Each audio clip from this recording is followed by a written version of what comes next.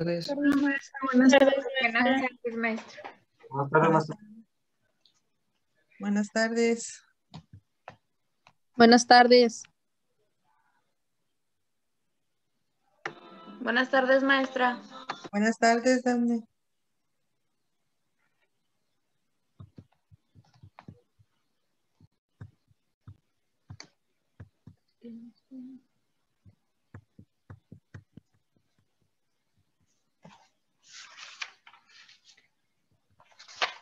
¿Cómo van con sus apuntes? ¿Tienen todo el material?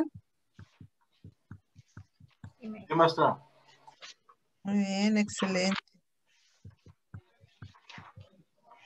También recuerden que deben tener a la mano sus DCMs, ya sea el 4, el 5, el 3 no, porque ya está muy desactualizado, pero el 4 sí.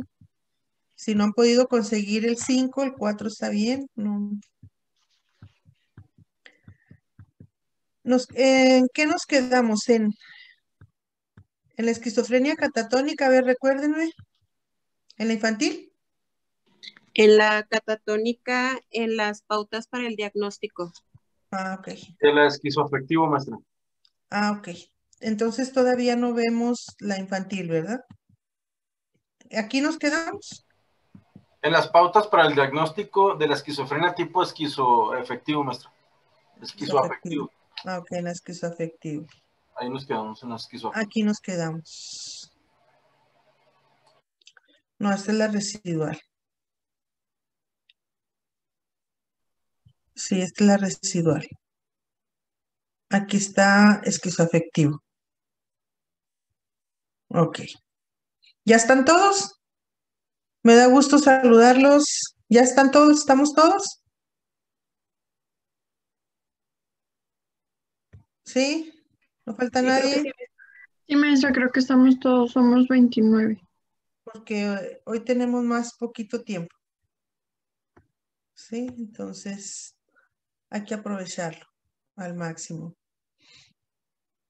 Bueno, fíjense bien. Cuando hablamos de un trastorno esquizoafectivo o una esquizofrenia esquizoafectivo, recuerden, siempre recuerden que debe reunir todos los criterios de la esquizofrenia más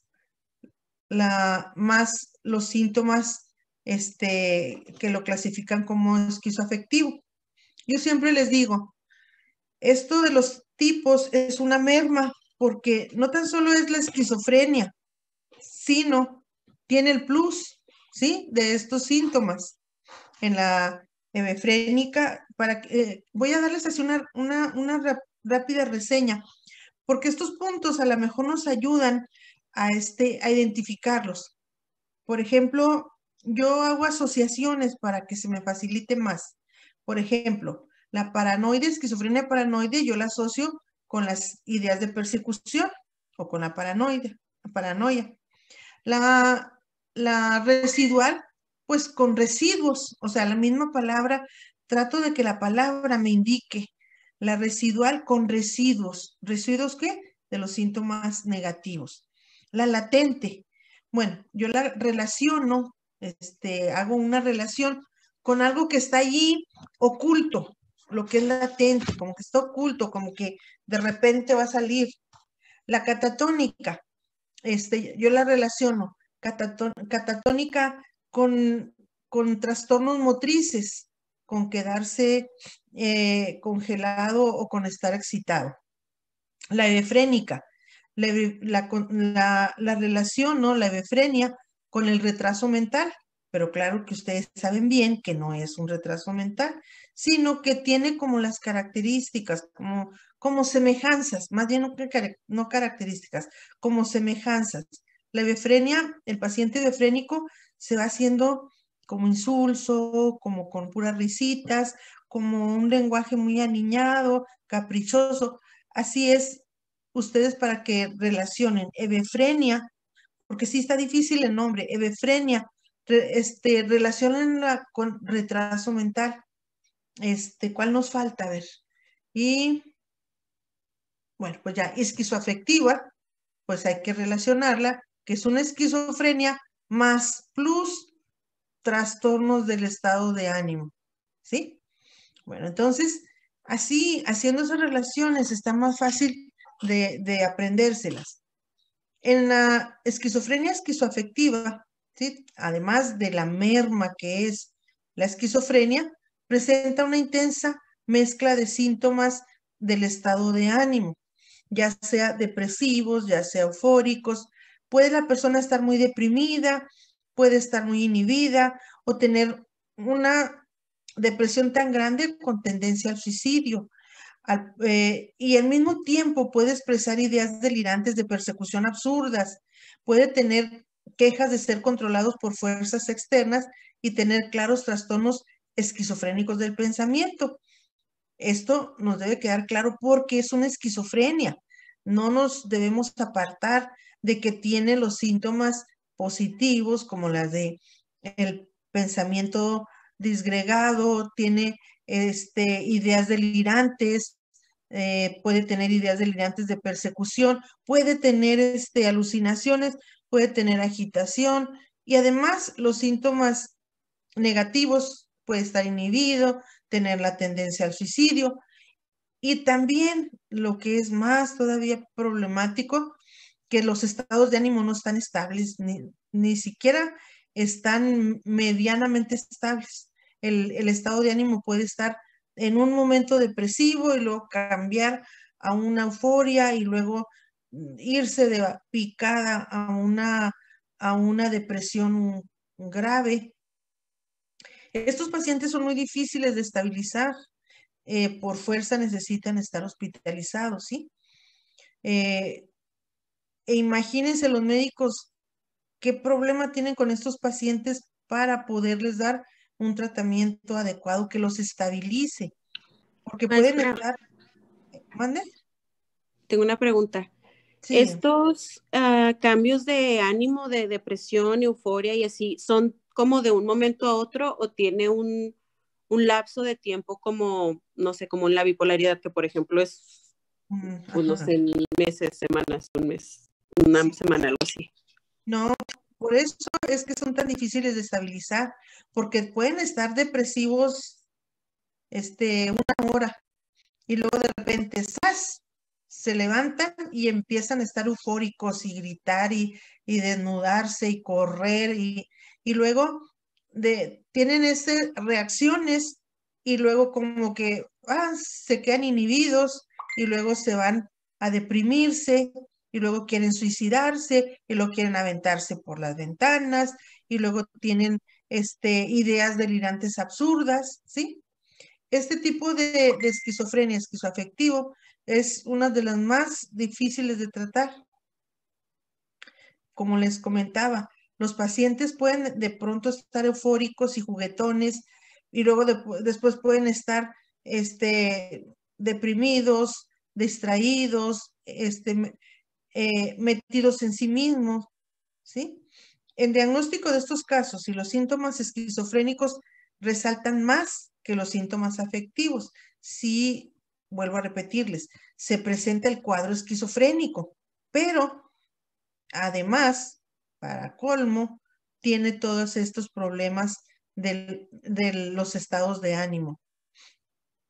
Bueno, también nos dice que dentro de este trastorno podemos tener una clasificación, los que tienen más, cargado más a los estados excitados y los que tienen más estados de ánimo deprimido, pero mucho ojo, no califican ni pueden ser considerados bipolares o maníacos depresivos.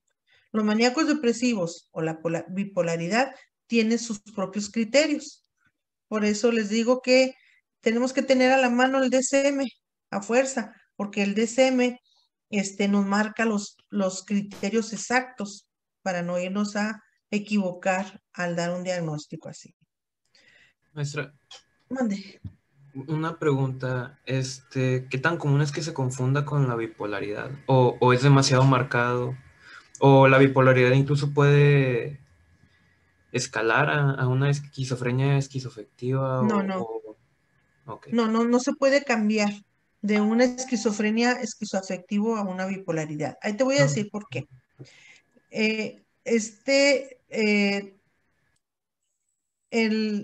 A ver, ¿cómo? Para que no se me confunda. Fíjense bien. Por eso recalco mucho y hasta parezco como que los fastidio como disco rayado, pero es importante que quede claro esto. Una esquizofrenia tiene que reunir todos los criterios de esquizofrenia, ¿sí? Y luego ya podemos decir que es de tipo paranoide y de tipo esquizoafectivo, porque tiene estos síntomas que resaltan más.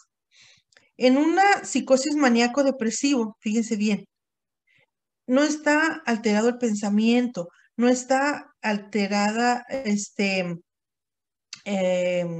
no hay alucinaciones, no hay ideas delirantes, no existe la persona que tiene una psicosis maníaco-depresiva, fíjense bien, ahí va, no tiene ninguno, o sea, no cabe en ningún criterio de la esquizofrenia porque no presenta nada de la esquizofrenia.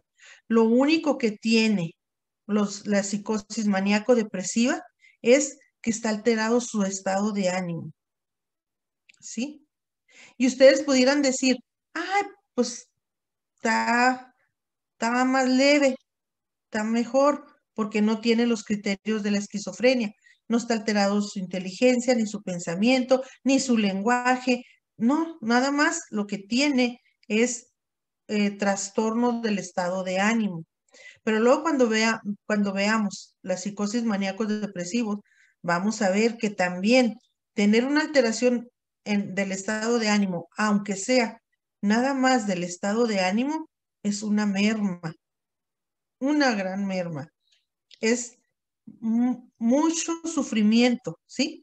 Porque la persona, así como lo dijo la compañera hace rato, puede estar en un estado maníaco, unas horas, unos días, los estados maníacos no duran regularmente mucho, pero luego de ahí sigue el estado depresivo. Y el estado depresivo en una psicosis maníaco-depresiva es un estado depresivo mayor, es un estado depresivo psicótico, no es así como una tristeza o como una depresión, no. En la psicosis maníaco-depresiva, cuando ustedes escuchen la palabra psicosis, ya estamos hablando de cosas muy serias, muy graves. Entonces, si decimos psicosis maníaca depresiva, es que tiene un trastorno en los estados de ánimo, pero muy pesado, ¿sí? Pero no se me desesperen, vamos a llegar. Ahorita, concentren su atención, estamos apenas en las esquizofrenias. Pero fíjense bien, lo bueno de estar en línea, lo bueno es que tenemos todo el semestre para estar llevándola con más calma.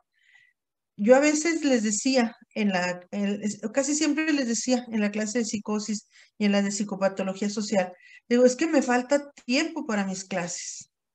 Es que necesito más tiempo, pero pues por por la forma en que estaban programadas como módulos, pues no podía darme todo este tiempo para explicar con más detalle, ¿sí? Entonces, véanle la cosa buena a esto de línea, y es de que podemos tener más tiempo y verlas más detenidamente los trastornos. Nada más, ténganme paciencia, un poquito de paciencia, apenas estoy aprendiendo esto. Bueno, ¿cuáles son las pautas para el diagnóstico de una esquizofrenia esquizoafectiva? Estas, que tiene que haber un periodo continuo de enfermedad durante el que se presenta en algún momento un episodio depresivo mayor, maníaco mixto, pero para que contestar tu pregunta, era Sergio, ¿va? Sí. Ajá. Pero fíjense bien, un episodio depresivo mayor, maníaco mixto, pero dice simultáneamente con todos los síntomas del criterio A de la esquizofrenia. ¿Se fijan que ahí el DSM es muy claro? Dice sí puede haber una confusión cuando ustedes digan, es que sí está presentando estados maníacos, estados depresivos o estados mixtos. Pero no es posible confundirla con la maníaco-depresiva porque tiene que ir acompañada de los criterios de la esquizofrenia. Y luego nos dice una nota, el episodio depresivo mayor debe incluir el criterio A, que es un estado de ánimo depresivo, ¿sí? Y luego, en el criterio B, es durante el mismo periodo de enfermedad ha habido o ha existido ideas delirantes, alucinaciones durante al menos 2 semanas en ausencia de síntomas afectivos acusados. Fíjense bien, volvemos a lo mismo de la esquizofrenia. En los maníacos depresivos no hay ideas delirantes y no hay alucinaciones, ¿sí? Aquí tiene que existir un periodo, al menos de 2 semanas, ¿sí? Donde se existan ideas delirantes y alucinaciones.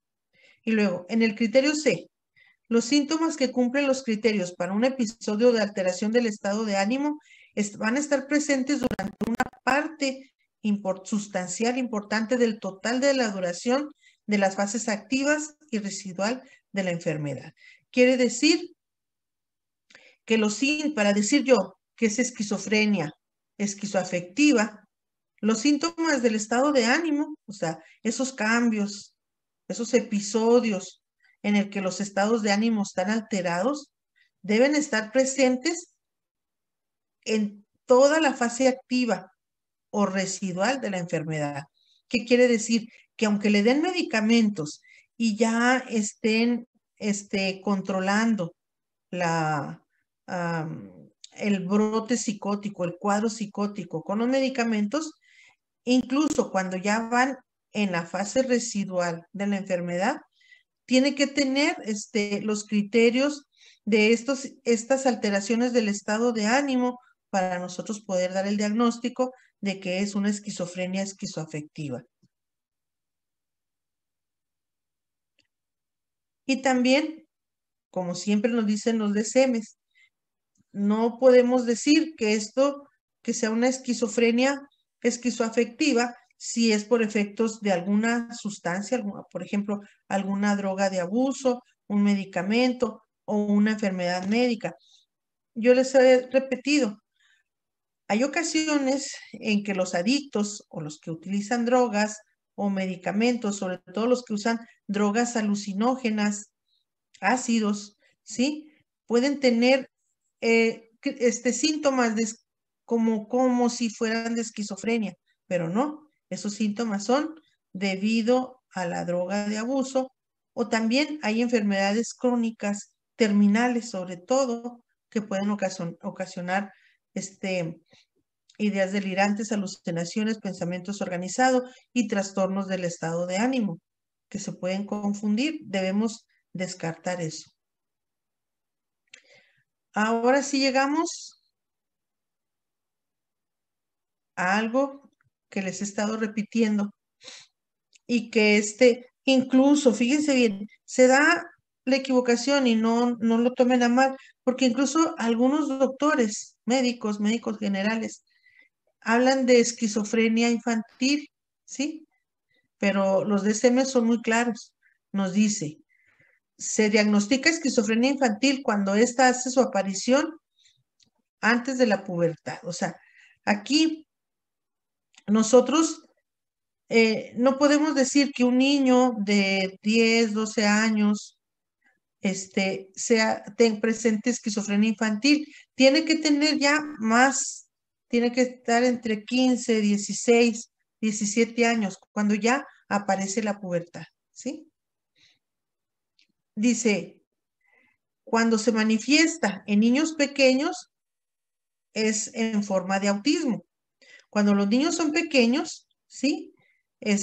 Una psicosis se diagnostica como autismo. Y ya les dije, el autismo, el diagnóstico del autismo es un diagnóstico que se hace de manera basándonos en el DCM, en los DCM. No hay hasta la fecha que yo sepa algún examen o alguna tomografía o alguna resonancia en que nos pueda dar el diagnóstico de autista. Sí se han hecho estudios y dicen que hay una configuración diferente de la corteza, cierta área de la corteza, pero todavía no llegan así como a una resolución definitiva. Lo que sí es que el diagnóstico se hace en base al manual, al DSM, y ahí el diagnóstico se hace palomeando los criterios que nos marca el manual. Estos criterios nos dice que deben manifestarse en los primeros hasta semanas de vida de un niño, ¿sí? Y nos habla que los niños que presentan esta forma de autismo rechazan el contacto físico y luego entre los 2 y los 3 años tienen problemas de socialización y de comunicación. Nos dice, los niños autistas presentan ciertas anomalías en su conducta motora. O sea,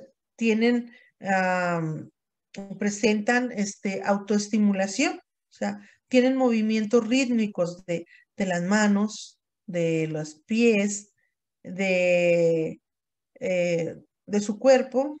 Hay algunos niños que hacen como saltitos, como si fueran pajaritos. Dice, el tono muscular en el primer año de vida y su desarrollo se detiene durante el segundo o tercer año. Más o menos entre los 2 y los 3 años es cuando se hace el diagnóstico de autismo, ¿sí?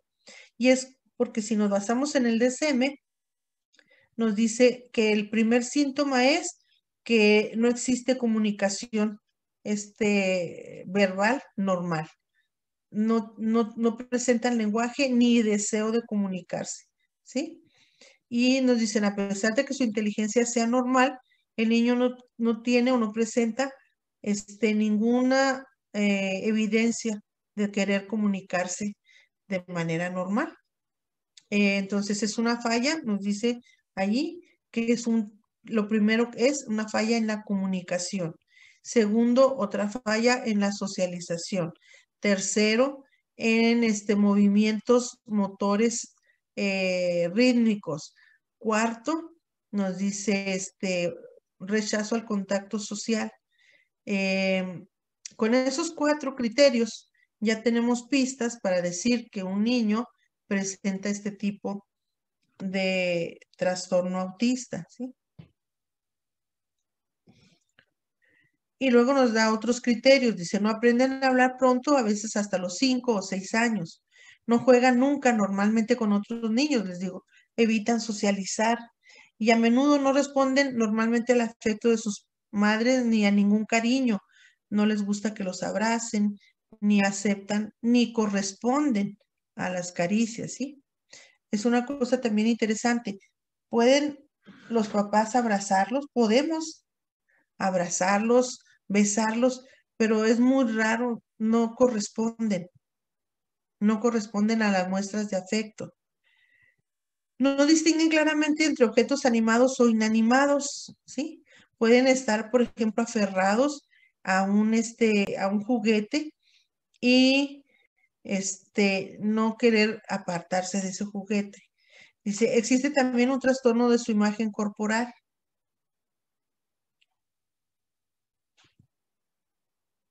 Vamos a pasar a la esquizofrenia tipo crónico indiferenciada.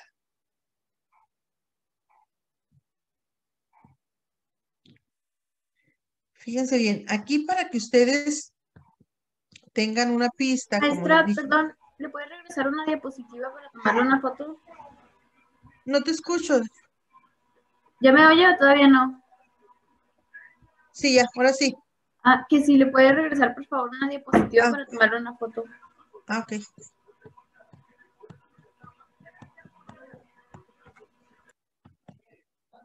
¿Esta?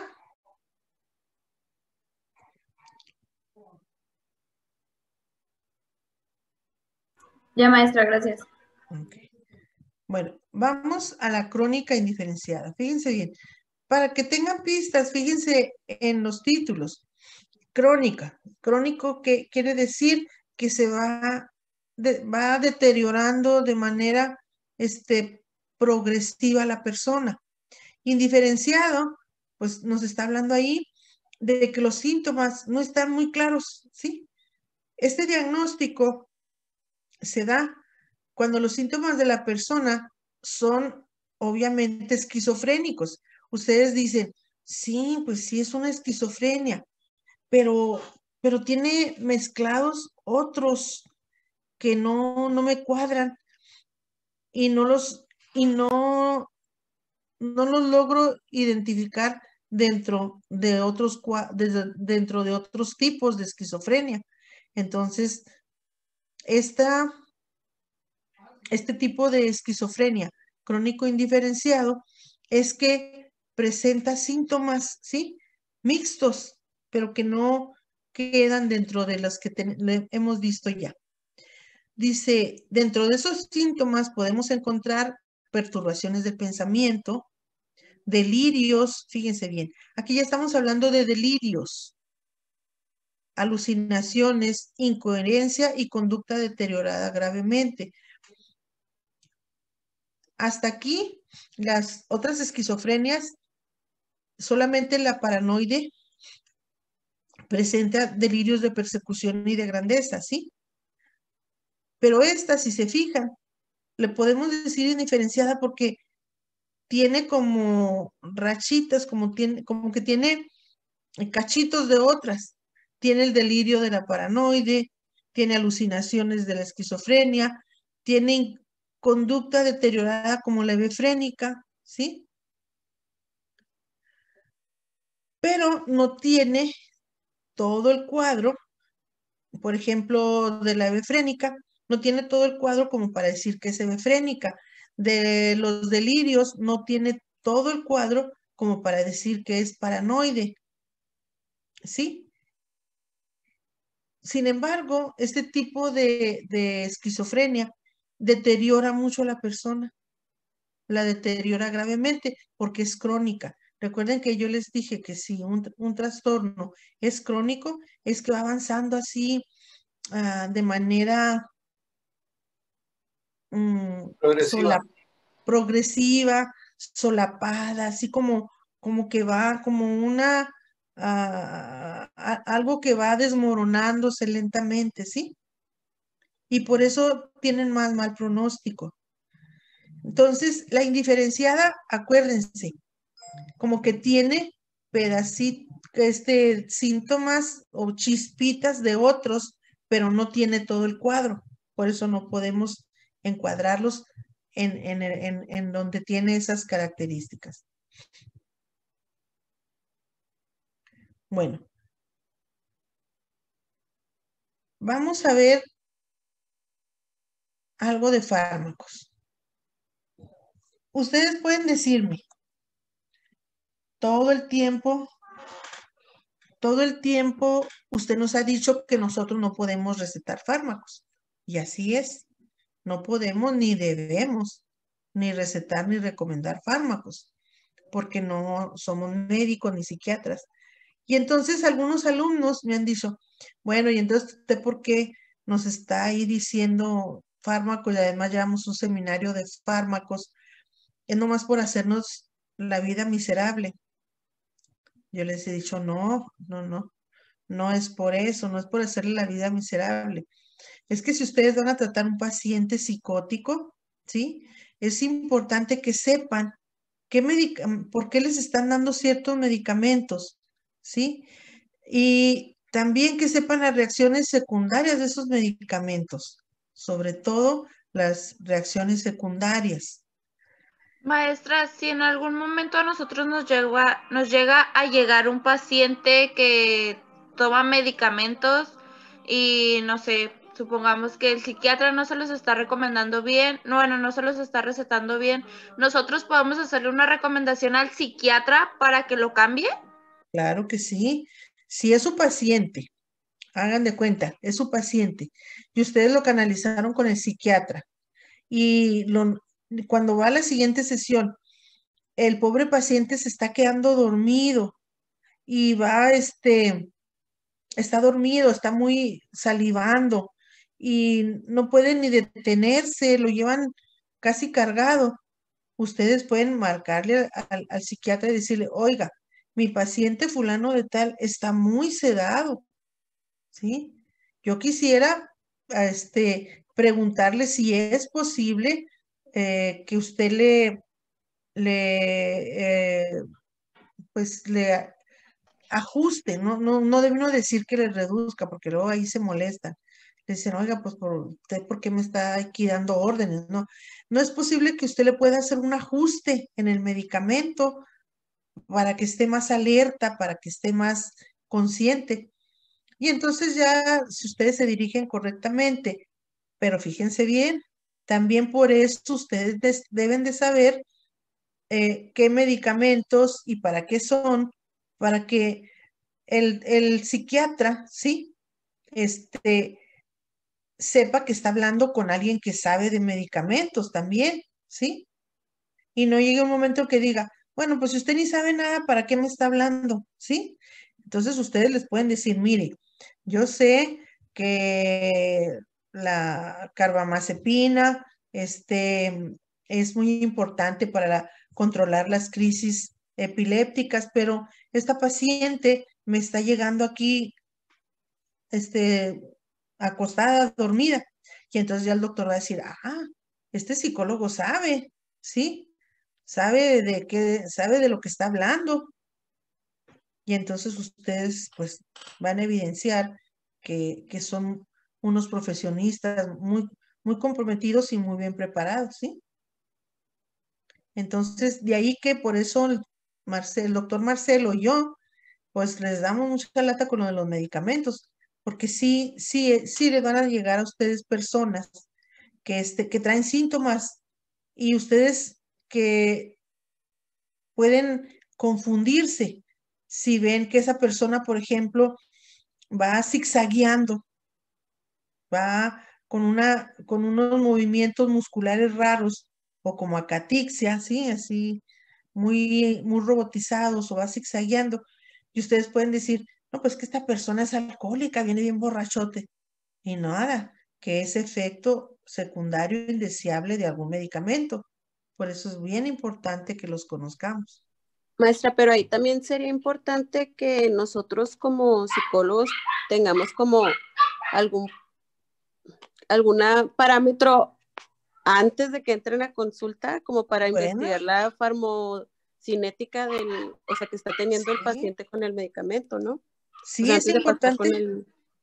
En la entrevista clínica, En la una historia entrevista clínica, ¿no? profunda, a ustedes tienen que preguntar que si toma medicamentos. Pero imagínate, te puede decir un familiar del paciente, pues sí, toma Aldol, toma Ativan, toma esto, y si tú no conoces las reacciones secundarias, igual, ¿verdad? Va a ser como que, pues bueno, ¿sí? Por eso Maestra, es importante que conozcan los medicamentos y los efectos indeseados de los medicamentos. ¿Mande? ¿Quién habla? Manifiéstense. No tan aire. Para eso que dicen mis compañeros y ustedes para conocer también los fármacos y para saber diferenciar, por eso está la evaluación del estado mental, que dice usted que es al principio de la entrevista y pues se le hacen pues ciertos ejercicios para saber y preguntar, o sea, qué fármacos o Pero todo fíjate ese bien, tipo de cosas. con la evaluación del estado mental vas a estar evaluando lo que dice, lo que dice exactamente, estás evaluando las funciones mentales, ¿sí? Pero Pero no, también las del comportamiento, sí, pero no las estás motoras, ¿no? evaluando las funciones biológicas, ¿sí? Las funciones mentales van a incluir ahí, si está su conciencia alterada, si está ubicado en tiempo y espacio, si tiene eh, eh, fallas en la memoria. Pues, de hecho, vas a evaluar las funciones mentales, ¿sí? Por eso también es muy importante, como les digo, también dentro de las entrevistas o evaluación del estado mental, como ustedes quieran, conocer qué tipo de química trae la persona en el cuerpo. Inclusive hasta la alimentación, ¿no? Tiene que ver ahí con la dinámica de lo que está haciendo el medicamento dentro del organismo, ¿no? Claro, porque fíjense bien, vuelvo otra vez. Recuerden que al principio les dije que las esquizofrenias son trastornos en la química cerebral, en el metabolismo. Fíjense, el metabolismo, en la química. Recuerden que el doctor Marcelo les ha dicho allí los componentes que tanto de la química cerebral, pues la esquizofrenia y todos estos tipos es precisamente un desequilibrio de esos, es un desequilibrio del metabolismo, de la química cerebral. No hay un golpe, no hay una lesión, no hay un daño, hay un desequilibrio de la química, ¿sí? Entonces, prácticamente lo que se va a tratar con los medicamentos es estabilizar esa química. Pero fíjense bien, si vamos a meter químicas o químicos, que son los medicamentos, a un organismo que tiene un desequilibrio metabólico cerebral, ¿sí? Entonces, lógico que a veces esos medicamentos ocasionan probablemente hasta más reacciones nefastas que las mismas reacciones del trastorno, ¿sí? Y por eso tenemos nosotros que estar en comunicación con el psiquiatra y decirle, oiga, mi paciente está así, mi paciente está acá, es importante tal vez que se le haga un ajuste. Porque fíjense bien, todo fuera que los medicamentos fueran algo como una magia, que se los tomara el paciente y órale, ya, quedara estabilizado. Pero la práctica me ha dicho que es una triste realidad que no es así.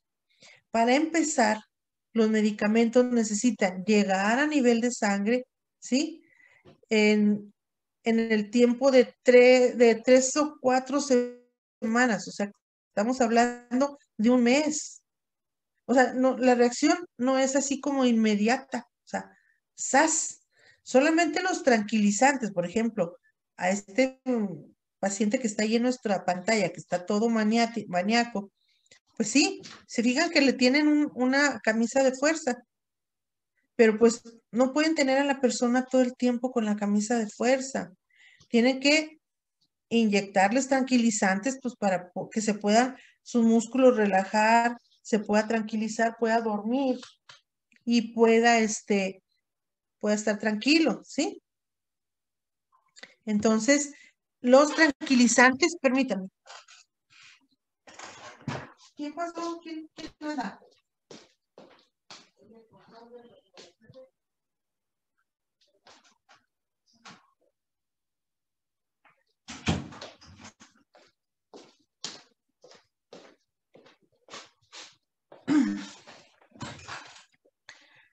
Entonces, les decía yo que los fármacos es algo interesante y complicado porque en los trastornos mentales, ¿sí?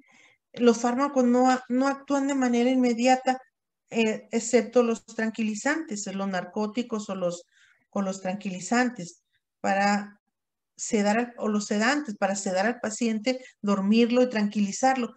Pero los que son para estabilizarlos, que son los antipsicóticos, esos medicamentos tienen que llegar a nivel de sangre en un mes aproximadamente o menos. Yo me voy a ir a lo drástico, un mes.